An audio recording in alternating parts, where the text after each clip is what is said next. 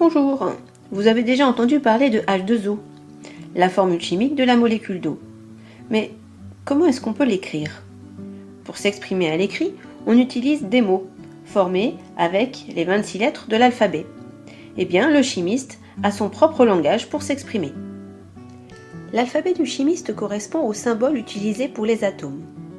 Un symbole pour chaque atome. Ici, un C majuscule pour le carbone, H majuscule pour l'hydrogène, O majuscule pour l'oxygène. Lorsque la majuscule est déjà prise par un atome, comme ici pour le carbone C, on peut ajouter une minuscule. Pour le cuivre, on aura donc C majuscule, U minuscule. Alors attention, ce symbole correspond souvent à la première lettre du nom de l'atome, mais il y a des exceptions. Par exemple, l'azote, N, vient en fait de la dénomination anglo-saxonne nitrogen. Pour l'or, AU provient du mot latin aurum. Le chimiste va donc utiliser ces symboles non pas pour former des mots, mais pour former des formules chimiques, correspondant à chaque molécule.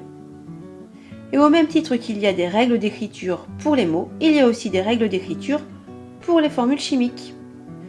Nous reconnaissons ici la maquette de la molécule de méthane, formée d'un atome de carbone et de 4 atomes d'hydrogène. La formule de la molécule sera donc CH4.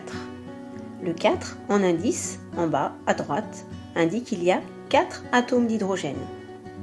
Le 1 en indice, en bas à droite du carbone, indique qu'il y a un atome de carbone. Mais le 1 en chimie ne s'écrit jamais. Tu as compris? Alors, quelles sont les formules chimiques de ces molécules? Le langage du chimiste n'a plus de secret pour toi, alors bonne réflexion.